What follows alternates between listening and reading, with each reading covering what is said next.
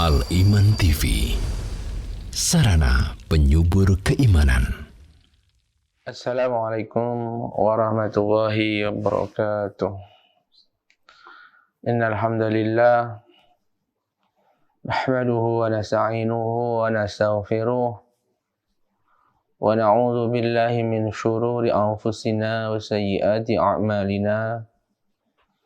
May yahdihillahu fala mudilla lahu wa may yudlilhu fala hadiya lahu. Asyhadu an la ilaha illallah wahdahu la syarika lah wa asyhadu anna Muhammadan abduhu wa rasuluh. Ya ayyuhalladzina amanu taqullaha haqqa tuqatih wa la tamutunna illa wa antum muslimun. Ya ayyuhan nasu taqu rabbakum alladzi khalaqakum min nafsin wahidah wa khalaqa minha zawjaha wa bassa minhuma rijalan katsiran wa nisaa'a wattaqullaha alladzi tasaaluna bihi wal arham innallaha kana 'alaykum raqiba. Ya ayyuhalladzina amanu taqullaha wa qulu qawlan sadida yuslih lakum a'malakum wa yaghfir lakum dhunubakum wa may yuti'illaha wa rasulahu faqad faza fawzan 'azima. Amma ba'd, fa inna asdaqal hadits kitabullah wa khairal hadi hadi Muhammadin sallallahu alaihi wasallam wa syarrul umuri muhdatsatuha wa kullu muhdatsatin bid'ah wa kullu bid'atin dhalalah. Saudara-saudara seiman, pemirsa Al-Iman TV dan saudara-saudara pendengar Radio Suara Al-Iman Surabaya, alhamdulillah, marilah kita bersyukur kepada Allah Subhanahu wa taala atas berbagai macam nikmat yang telah dikaruniakan kepada kita, terutama sampai saat ini kita dapat merasakan nikmat dan lezatnya keimanan. Dan di antara nikmat Allah Ta'ala yang besar, yaitu kita dimudahkan dan diberi taufik untuk menuntut ilmu, untuk mendalami agama Islam. Karena Rasulullah SAW bersabda, "Man yuridillahu bihi khairan yufaqihu fid din." Barang siapa yang Allah menghendaki kebaikan untuknya, maka Allah pahamkan dia kepada agama, yaitu kepada agama Islam ini. Maka semoga majlis ilmu kita ini merupakan tanda bahwa Allah Ta'ala menginginkan kebaikan bagi kita semuanya. Ikhwani fillah, kita akan melanjutkan kajian membahas kitab Ad-Da' wa Dawa' karya Al-Imam Ibnu Qayyim Al-Jauziyah rahimahullahu ta'ala rahmatan wasi'ah. Pada pertemuan yang lalu kita telah menjelaskan tentang hubungan antara hukuman-hukuman Allah Ta'ala yang sifatnya qadariyah dengan hukuman-hukuman Allah Ta'ala yang sifatnya syar'iyah. Yang qadariyah yaitu berupa hukuman-hukuman pada fisik, pada hati yang tidak ada ketentuannya dari Allah Ta'ala, tidak ada takarannya. Adapun yang syar'iyah yaitu yang telah ditakar, hukuman-hukuman Allah Ta'ala yang telah ditentukan untuk dosa-dosa tertentu. Ini yang syar'iyah, seperti hukuman bunuh bagi yang membunuh atau bagi yang berzina. Ini hukuman syar'iyah atau dikenal juga dengan al-hadd. Dijelaskan pula pada pertemuan yang lalu bahwa hukum-hukum Allah syariah itu ada 3 macam, yaitu bunuh, kemudian potong bagian tubuh, kemudian yang ketiga adalah yaitu dicambuk. Jadi hukum had atau hukum Allah Ta'ala syariah itu cakupannya tidak keluar dari salah satu dari 3 tersebut. Dijelaskan pula pada pertemuan yang lalu bahwa di antara hukuman atau dosa yang hukuman hadnya itu adalah dibunuh adalah kufur setelah iman. Kemudian juga az-zina bagi perempuan yang sudah atau bagi seorang yang sudah menikah secara syar'i.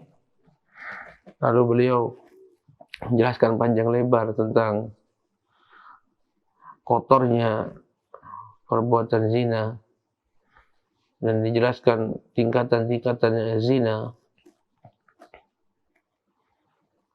Zina yang paling buruk dan zina yang paling kotor telah dijelaskan dengan panjang lebar.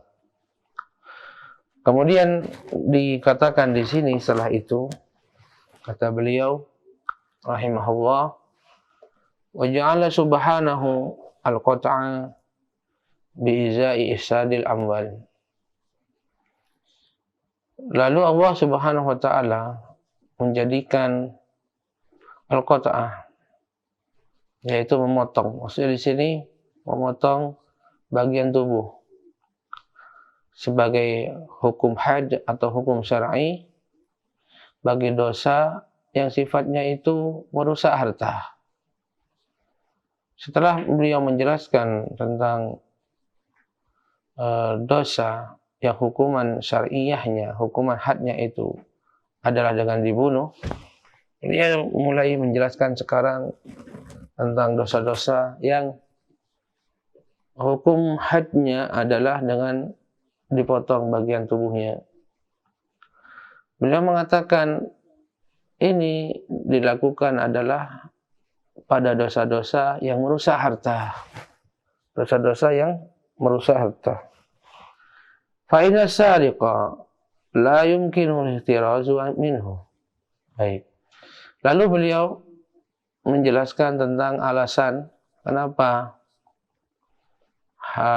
mencuri itu hukumannya adalah dipotong tangannya. Dipotong tangannya. Beliau mengatakan seorang pencuri itu tidak mungkin dihindari. Maksudnya kita tidak mungkin dapat menghindari dari masuknya pencuri dari rumah kita.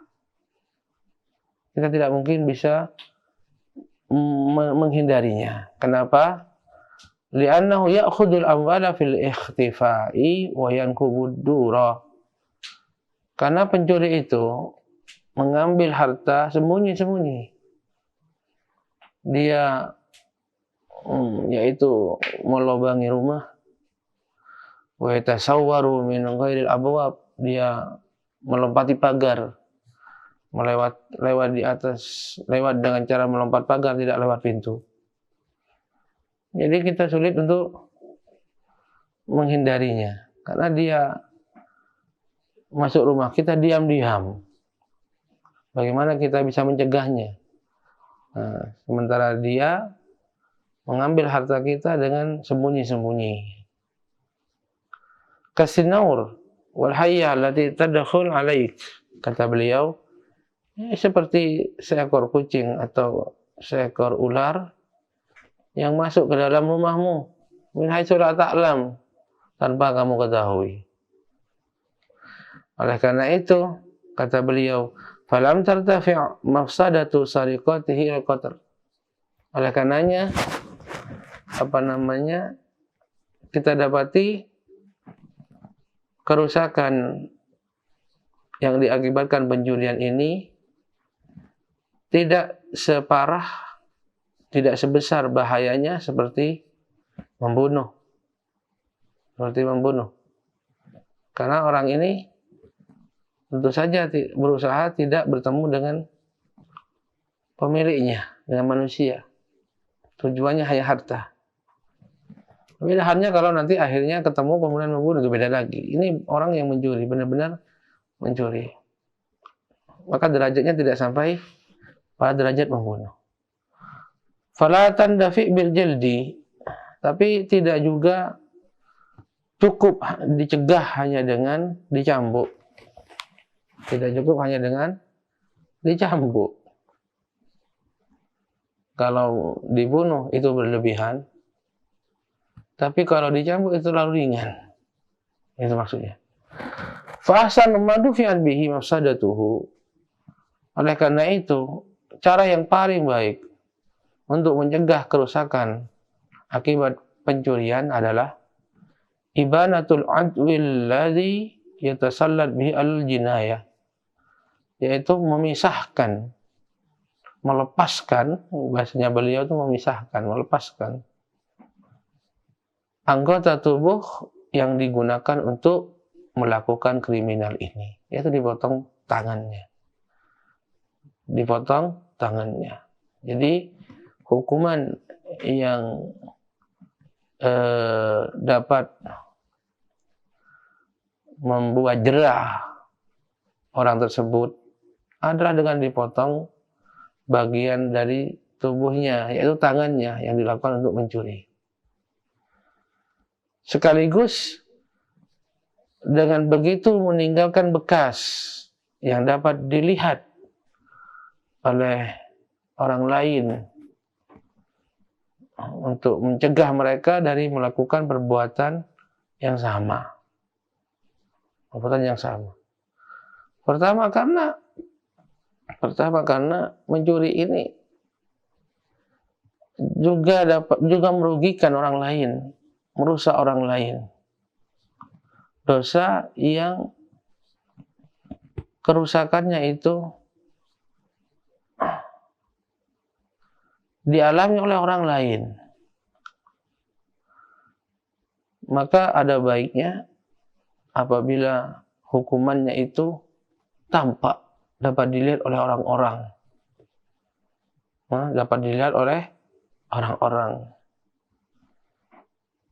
Orang ini, jadi orang-orang bisa langsung mengenalnya. Orang ini dulu mencuri, makanya dipotong tangannya. Sehingga membuat orang-orang yang ingin mencuri kemudian teringat dengan orang ini, dia membatalkan niat untuk mencuri. Jadi dia hukumannya terlihat. Baik. Lalu dikatakan di sini, wa ja'alal jalda bizai ifsadil uquli wa tamzik al-a'rad bil qadhafi. Dan menjadikan yaitu hukuman cambuk bagi dosa-dosa dan kriminalitas yang sifatnya adalah merusak akal dan merobek-robek kehormatan orang lain dengan menuduhnya melakukan perbuatan zina. Ini hukumnya adalah dicambuk. Yang merusak akal yaitu khamr, meminum khamr, dan merusak kehormatan orang lain dengan menuduhnya melakukan zina. Ini hukuman had atau hukuman syar'inya adalah dicambuk. Lalu beliau mengatakan, fadarat uqubatuhu subhanahu syar'iyyah ala hadil anwa'i salasah. Dengan begitu, kata beliau, hukuman-hukuman syar'iyyahnya Allah Subhanahu wa taala atau hukuman hadnya itu antara 3 macam ini. Apakah dibunuh, atau lebih ringan di bawahnya adalah dipotong bagian tubuhnya, atau yang terakhir adalah dengan hukuman cambuk. Kama daratil kafarah ala salasi anwa'. Lalu beliau menjelaskan tentang kafarah. Sebagaimana kafarah itu juga tidak luput dari salah satu dari 3 macam juga. Kafarah juga ada 3 macam. Al-'itqu, memerdekakan budak. Wa huwa a'lah, dan ini yang paling tinggi. Wal it'am, memberi makan. Wasyam, dan puasa. Ini kafarah. Memberikan budak, memberikan makan orang-orang miskin. Kemudian yang ketiga adalah berpuasa. Berpuasa. Dan itu kita tahu semuanya. Ada yang sifatnya pilihan, ada yang sifatnya urutan. Sama innahu subhanah ja'ala dzunub salasata aqsamin. Oleh karena itu kemudian kalau kita dapat ya Allah Subhanahu wa taala membagi dosa-dosa itu menjadi 3 macam juga. Dosa-dosa dibagi menjadi 3 macam. Qisman fihil hajj. Yang pertama adalah dosa-dosa yang ada hukuman hadnya. Yang hukumannya ada hukuman had, hukuman syar'iyyahnya dibatasi, seperti membunuh. Hukum hadnya, dan dibunuh ada hukum hadnya. Mencuri ada hukum hadnya, yaitu dipotong tangannya. Fasyara'a fiha, kemudian dia mengatakan fahada lam yusra' fihi kafaratan iktifaan bil haddi. Untuk dosa-dosa seperti ini, maka tidak disyariatkan kafarah di sini. Karena hukuman had sudah ada. Artinya kapan telah dilakukan hukuman had, maka tidak ada kafarah di sana. Tidak ada kafarah. Wa qisman lam yurattib alaihi yaddan. Jadi dosa kedua yaitu dosa-dosa yang Allah tidak menetapkan hukuman hadnya. Tidak ada hukuman had. Fasyara'a fihil kafarah. Tetapi Allah Ta'ala mensyariatkan adanya kafarah, yaitu tebusan, pengganti dari kesalahan, kehilafan, dan dosa yang dilakukannya. Kalwat'i fi nahari Ramadan, seperti kafarah karena berhubungan suami istri di siang hari bulan Ramadan. Walwat'i fil ihram wadhihar, dan kafarah karena berhubungan dalam keadaan ihram, berhubungan suami istri sementara dia sedang dalam keadaan ihram, atau dia berhubungan di masa dihar, atau kafarah dihar maksudnya sini, kafarah dihar, ada pembahasan khusus tentang dihar ini.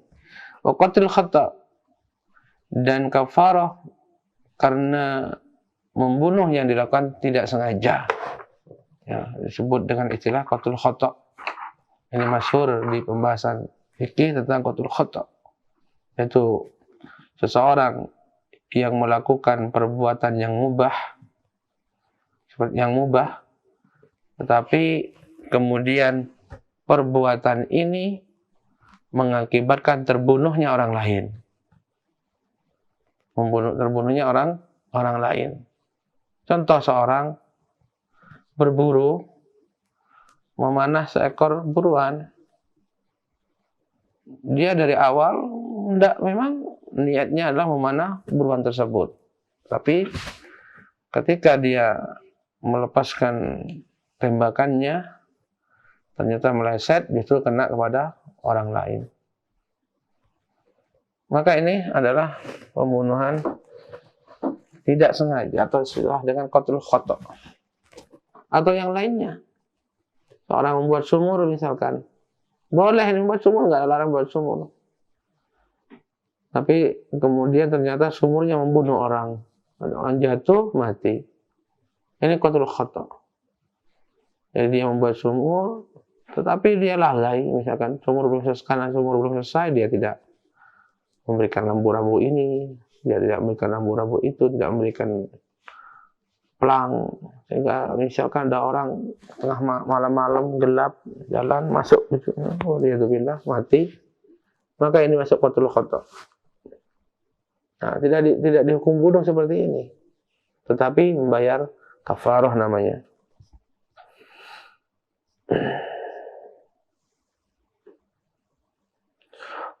Wal hansi fil yamin, termasuk juga membayar kafarah, yaitu orang yang membatalkan sumpahnya.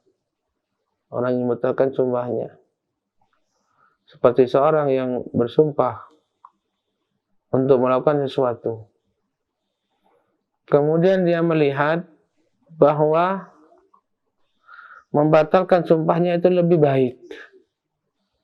Membatalkan sumpahnya itu lebih baik. Misalkan ada perkara yang bertentangan dengan sumpahnya, tapi ini yang lebih baik secara syar'i. Kemudian dia membatalkan sumpahnya, maka dia harus membayar kafarah. Dia harus membayar kafarah. Nah, itu yang jenis kedua. Jenis ketiga, qisman lam yurattib alaihi haddan wala kafaratan. Yang ketiga adalah dosa-dosa yang Allah Ta'ala tidak menetapkan adanya hukum had, tidak pula menetapkan kafarah bagi dosa tersebut. Maka yang jenis ketiga ini ada dua macam. Bahwa nau'an. Dia ada dua macam. Ahaduhuma yang pertama, maka al-wazi'u anhu tabi'iyyan, yaitu dosa-dosa yang pendorongnya itu adalah dorongan tabiat, ya, penyelewengan tabiat. Ka'akil adirati, seperti memakan kotoran. Ini dosa nggak? Dosa makan kotoran, najis, haram. Dia makan, dosa nggak? Dosa. Tapi kita tahu ini pendorongnya adalah tabiat. Pendorongnya tabiat jelek, ya, tidak sehat. Wasurbil baul wadam, atau seperti minum air seni atau meminum darah. Ini pendorongnya adalah tentu saja rusaknya tabiat yang sehat. Dan yang pertama, yang kedua, maka mafsadatuhu adana min mafsadati ma rattaba alaihi hadd, yaitu dosa-dosa yang levelnya itu di bawah dosa-dosa yang ada hukuman hadnya. Kan nazar, seperti melihat wanita yang bukan mahramnya, yaitu melihat dengan pandangan syahwah, maksudnya tanpa ada keperluan. Wal qublah, atau mencium, yaitu mencium wanita yang bukan istrinya, bukan mahramnya. Wal lamas wal muhadasa, menyentuh atau ngobrol gitu, berduaan. Nah, ini di bawah zina, ya kan? Ini di bawah hukuman atau dosa yang memiliki hukum had, maksudnya zina. Ini juga dosa, tapi tidak sampai pada derajat zina yang memiliki hukum had. Tapi tidak juga ada kafarah yang menentukannya. Ini jenis, yaitu dosa yang tidak ditetapkan oleh Allah hukuman hadnya, tidak pula ada kafarah. Wasariqatu fil sin, termasuk juga yang tidak ada kafarah, tidak ada pula hukum had, yaitu mencuri jumlah yang sedikit. Itu mencuri jumlah yang sedikit.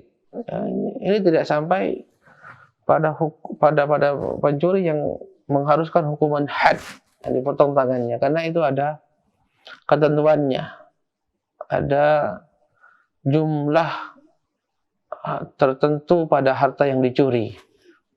Adapun bila yang dicuri kurang dari ketentuan tersebut, maka tidak ada hukum had, sebagaimana tidak ada pula kafarah.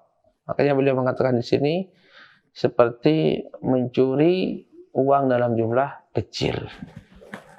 Baik. Wa syar'u al-kafarat fi salasati anwa'. Di sini beliau menjelaskan pembahasan baru lagi. Beliau mengatakan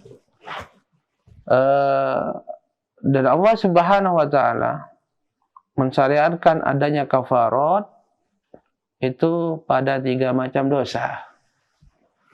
Kafarat itu kalau dilihat ternyata penetapannya itu ada pada dosa-dosa yang atau salah satu dari 3 jenis dosa berikut ini. Yang pertama adalah makana mubahal asli. Makana mubahal asli, yaitu dosa yang aslinya itu boleh. Dosa yang aslinya itu boleh. Summa arada tahrimuhu. Kemudian diharamkan.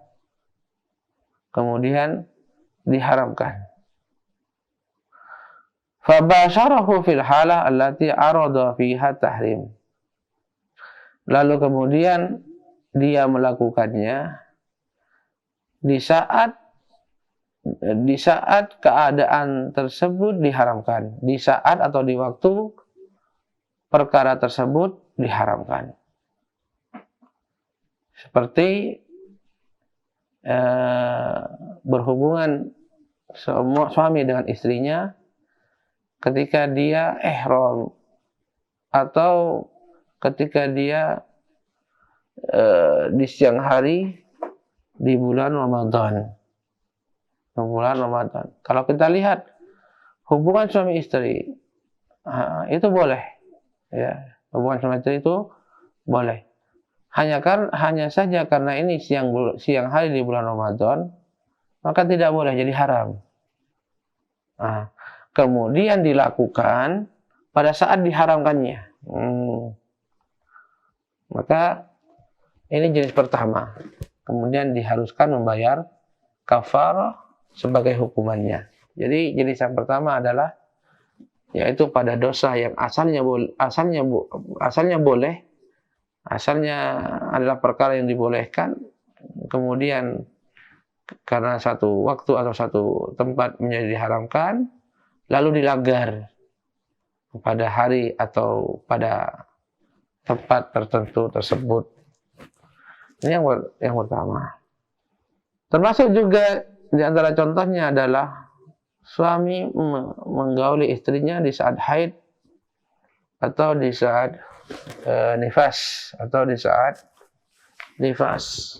Oleh karena itu sebagian ulama mengharuskan kafarah pada perbuatan tersebut, pada perbuatan yaitu ketika suami menggauli istrinya di masa haid atau di masa nifas.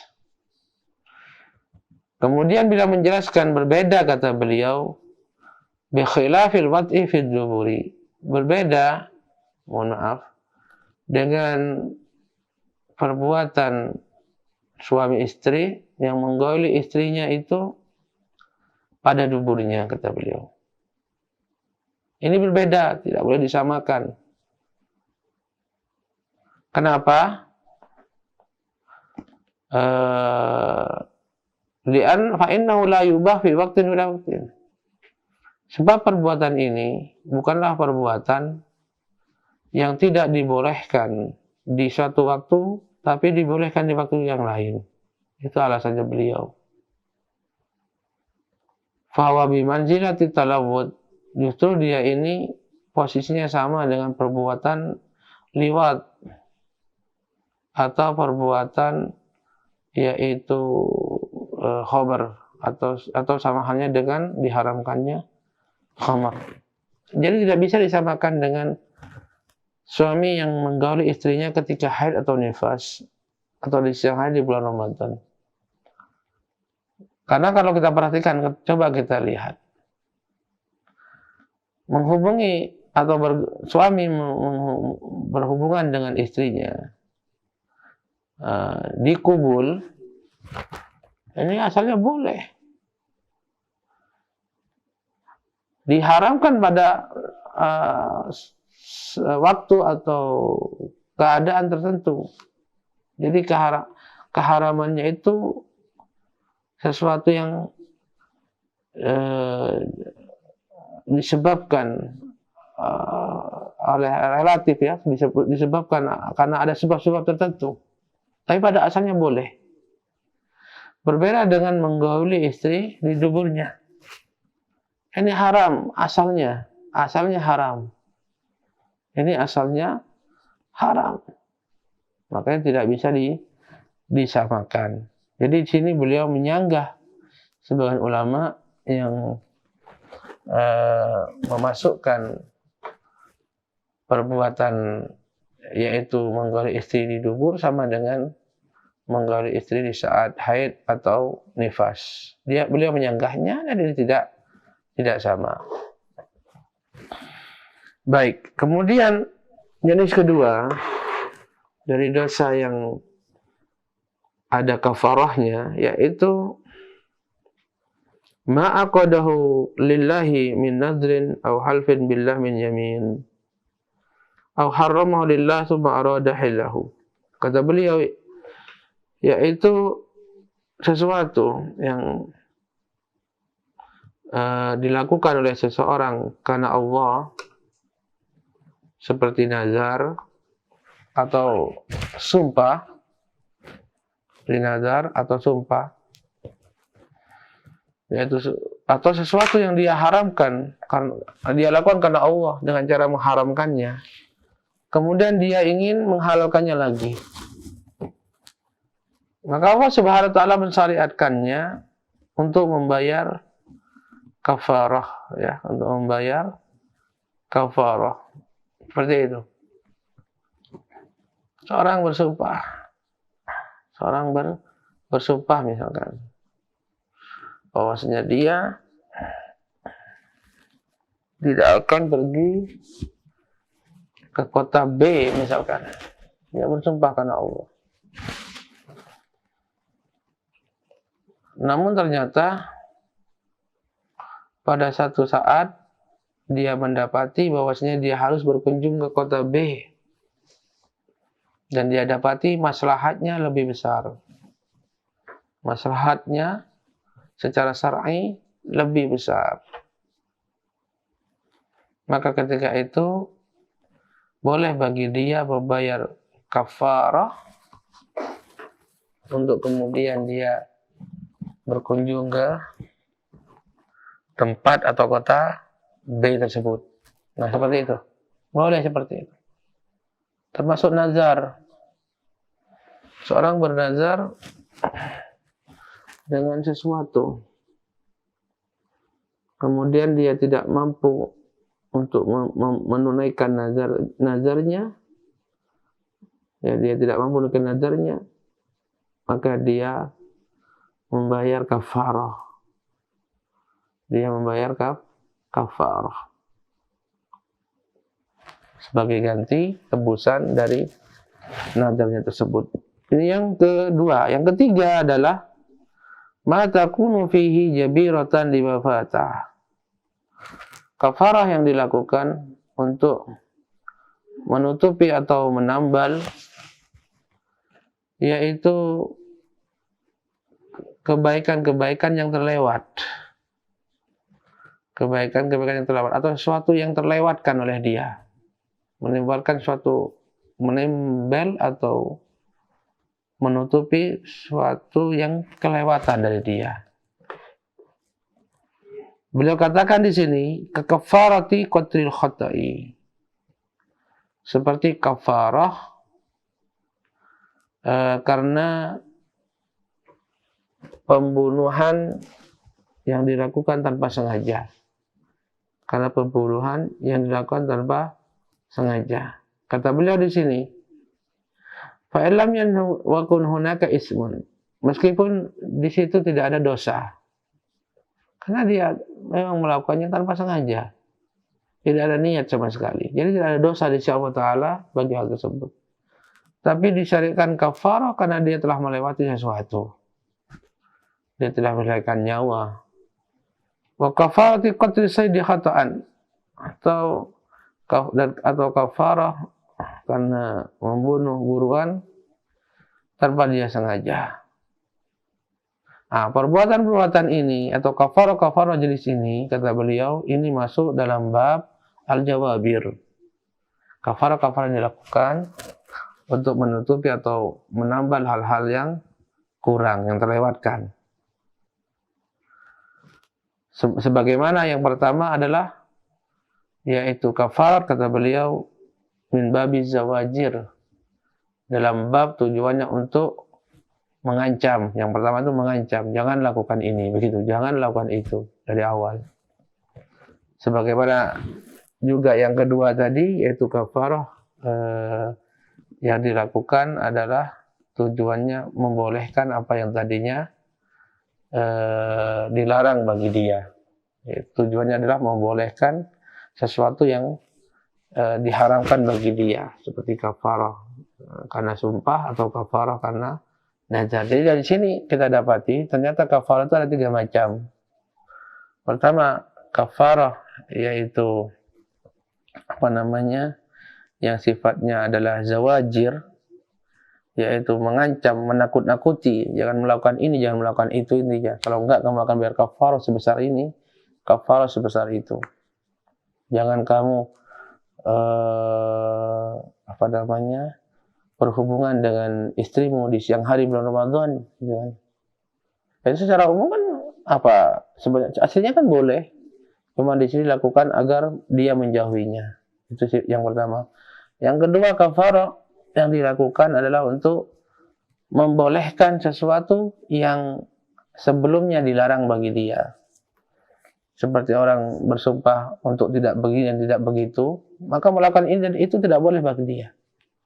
Namun ketika dia melihat ini dan itu maslahat bagi dia lebih besar daripada bila dia tidak melakukannya, meninggalkannya, maka kemudian dia bayar kafarah sehingga dia boleh setelah itu melakukan A dan B yang tadinya tidak boleh bagi dia. Kemudian yang ketiga telah dijelaskan tadi yang terakhir, yaitu dosa atau kafarah untuk menutupi kekurangan atau kelewatan. Lalu beliau menjelaskan sedikit lagi, wala yajtami'ul haddu wat ta'zir fi ma'siyatin. Tidaklah berkumpul hukuman had dan hukuman ta'zir pada satu dosa. Hukuman had telah kita. Adapun hukuman ta'zir adalah hukuman yang dibuat sesuai dengan kebijakan hakim pada suatu dosa tertentu. Nah, ketetapan di sini mengatakan bahwa tidak akan berkumpul antara hukuman had dengan hukuman ta'zir. Artinya, bila suatu dosa telah ditegakkan hukum had pada dia, karena memang terdapat ketentuan adanya hukum had bagi dia, maka tidak boleh ditambah dengan hukuman ta'zir lagi, tidak boleh. Karena hukuman had sudah mencukupi bagi dia. Jadi kalau ada pencuri, kemudian telah dipotong tangannya, maka tidak boleh diberi hukuman lain, apakah di penjara sekian, nggak boleh, sudah cukup itu bagi dia. Ini maknanya. Bal in kana fiha haddun uktufiya bihi, kata beliau. Akan tapi apabila dosa-dosa itu sudah ada hukum hadnya, maka cukuplah dengan hukum had tersebut. Wa illa uktufiya bita'zir, kecuali apabila kriminal atau dosa tersebut adalah dosa yang tidak ada ketentuan hukum hadnya, maka ketika itu dihukum dengan ketentuan ta'zir, dengan ketentuan-ketentuan sesuai dengan kebijakan hakim, pemerintah. Wala yajtamil haddu wal kafarah fi ma'siyatin.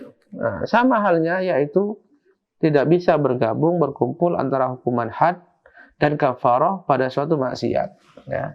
Artinya kalau sudah, makanya kalau kita lihat dosa-dosa yang sudah ditetapkan hadnya nggak ada kafarahnya. Sebenarnya dosa-dosa yang ditetapkan suatu kafarah baginya, kita dapatkan sudah juga tidak ada hukuman hadnya. Ini yang dapat disampaikan dalam kesempatan ini. Semoga bermanfaat bagi kita semuanya. Dukung channel kami dengan like, subscribe, dan aktifkan notifikasi agar kamu tidak ketinggalan video-video menarik lainnya.